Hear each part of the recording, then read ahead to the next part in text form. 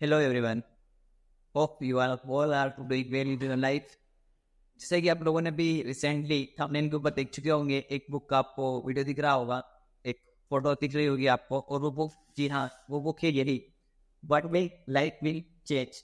जैसे कि आपको थंबनेल पे दिख रहा है, one day life will change in a story of love and inspiration. यानी कि हम लोग जीवन में सोचते हैं ना कि कभी ना कभी हमारी लाइफ जरूर बदले, ये ठीक उसी तरह की बुक है कि one day our life will change, यानी कि हमारी लाइफ एक दिन जरूर बदले।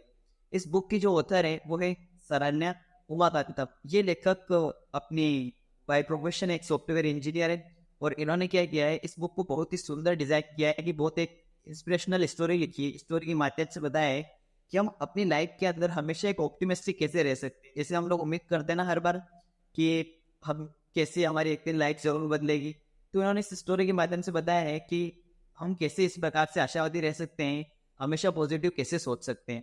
ये स्टोरी मेनली मुख्य तौर पे दो कैरेक्टर विवान और समायरा के इर्द गिर्द घूमती है। विवान वो लड़ता है या वे वो कैरेक्टर है जिनका बचपन का कोई अता पता नहीं, यानी कि उनका रियल नाम की कौन है, कि उनका जन्म दिया इस तो कोई पता नहीं होता है।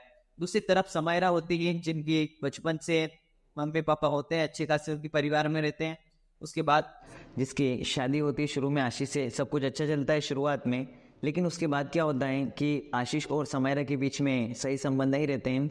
समायरा आशीष को डाइवोर्स दे देती है, लेकिन ये क्या, जैसे ही समायरा डाइवोर्स देती है, जब वो अपने घर पहुंचती है तो उसे पता चलता है कि उसकी फैमिली यानी कि उसके मम्मी पापा और उसका एक स्वीट ब्रदर जो है वो उसकी दुनिया से चले गए हैं, छोड़ दिए हैं उनको ना, उनकी एक एक्सीडेंट में डेथ हो जाती है। ठीक उसके बाद क्या होता है कि जैसे हमारी Hollywood movies sorry Bollywood movies में होता है ना, ठीक उसी तरह की एक स्टोरी यहाँ पर है कि समायरा के जो रिलेटिव है ना, उनके चाचा हैं, वो क्या करते हैं, उसका घर हड़पने की कोशिश करते हैं और एक छोटी रकम में उनको घर को हड़प लिया जाता है। अब इसके बाद क्या होता है कि समायरा इस थॉट से बाहर नहीं निकल पाती है, एक बॉलीवुड मूवी की तरह है ना, वो पागल जैसे बिहेव करने लगती है, सड़कों पर इधर उधर घूमने लगती है। वहीं दूसरी तरफ विवान, जिनका बचपन का कोई अता पता नहीं था, अब वो क्या होता है कि एक कचरे के ढेर में मिलते हैं कवि माँ को।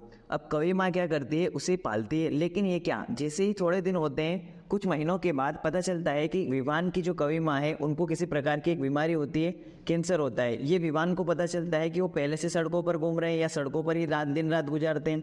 उसके बाद उनके पास इतना पैसा नहीं है कि वो कवि माँ का इलाज करा सके, यानी कि विवान छोटा सा बच्चा है, वो अभी से काम करना शुरू कर देता है, मेहनती है वो, लेकिन उसके बावजूद वो इलाज नहीं करवा पाता है।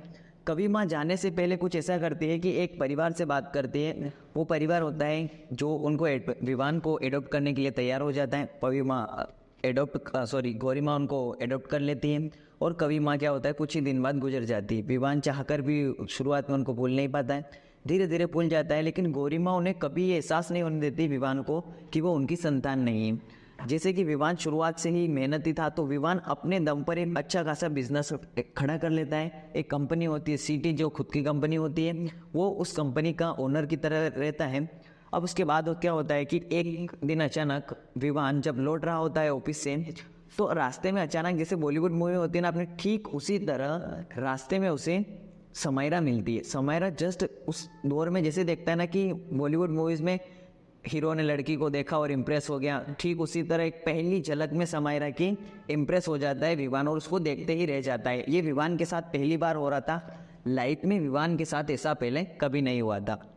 विवान उसके बाद उसको देखता है, लेकिन ये क्या, जैसे ही विवान उसको देखता है, एक गाड़ी समायरा की तरफ आ रही होती, जो एकदम ऐसा लगता है कि अगर समायरा नहीं हटी वहाँ से तो गाड़ी उसके ऊपर चली जाएगी या चढ़ जाएगी।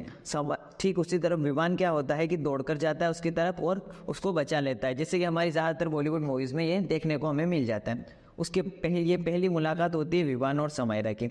इसके बाद एक समायरा इंटरव्यू के लिए जाती है, और वहाँ जाकर देखते उसे पता चलता है कि ये क्या, ये ऑफिस ये किसका है, विवान का है। धीरे धीरे विवान उनको अपॉइंट करता है। विवान जब उनको अपॉइंट कर लेता है समायरा को, तो उसके बाद दोनों के बीच में दोस्ती बढ़ने लगती है। समायरा एक वो कैरेक्टर यहाँ तक तब तक वो बन जाती है जो बिलीव करती है कि आशीष से डाइवोर्स होने के बाद उसका लव से पूरी तरह से बिलीव हट जाता है। विवान ही वो कैरेक्टर होता है जो समायरा को बिलीव दिलाता है, उसको डेली पॉजिटिव रखता है, उसकी जो डेस्क है उस डेस्क पे उसके पॉजिटिव थॉट्स लिखता है। इस तरह उन दोनों की दोस्ती गहरी होती चली जाती है।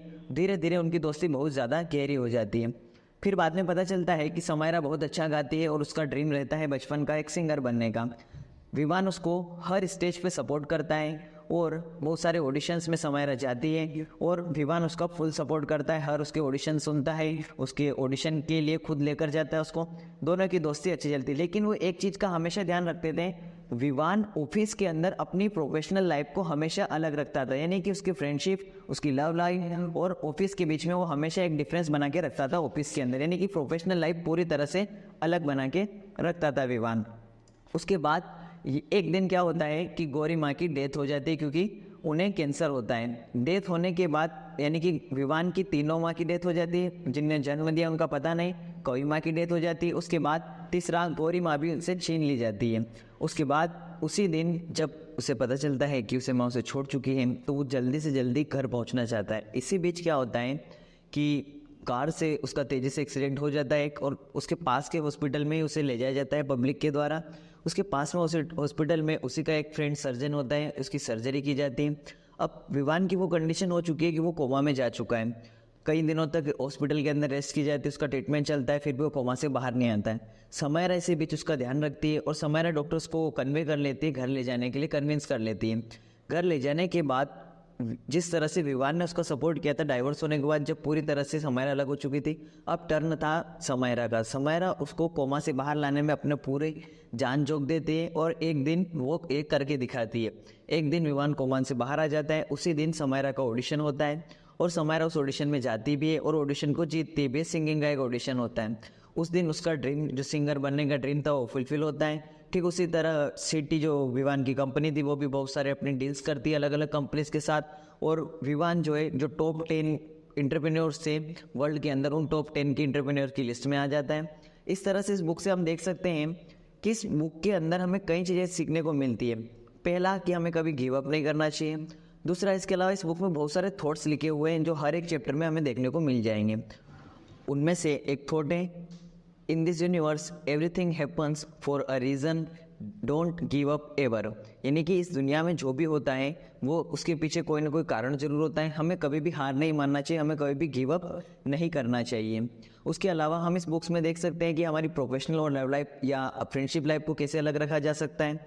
उसके अलावा इस बुक के कई पहलू है। जैसे कि इंटरेस्टिंग बात इस बुक की ये है कि हर बुक क्या होता है कि एक न्यू बिगिनिंग के साथ शुरुआत होती है, लेकिन ये बुक जब शुरुआत होती है तो इसका पहले चैप्टर ही शुरुआत होता है द एंड के साथ, जो कि काफ़ी स्ट्रेंज चीज़ है। और जब ये बुक खत्म होती है तो इसके एंडिंग जो चैप्टर है वो है द बिगिनिंग, यानी कि शुरुआत। जहाँ खत्म होती है बुक वहाँ उस चैप्टर का नाम क्या है, द बिगिनिंग। जहाँ शुरू होती है उसका नाम क्या है, द एंड। इसके साथ साथ इसमें बहुत सारे थॉट्स हैं, उन थॉट्स को हमें देखकर या पढ़कर काफ़ी मोटिवेशंस हमें मिलता है। और ये बुक पढ़ने में पूरा ऐसा लगता है कि वन बाय वन अब आगे क्या होगा, अब आगे क्या होगा, हम इसके बारे में क्यूरियस रहते हैं। तो ये काफ़ी एक स्टोरी है, यदि आप में से कोई लोग इंटरेस्टेड हो तो इसे पढ़ सकते हैं। और काफ़ी अच्छे इंटरेस्टिंग एक लव स्टोरी के रूप में इसमें हमें बहुत सारी चीज़ें सीखने को मिलती है।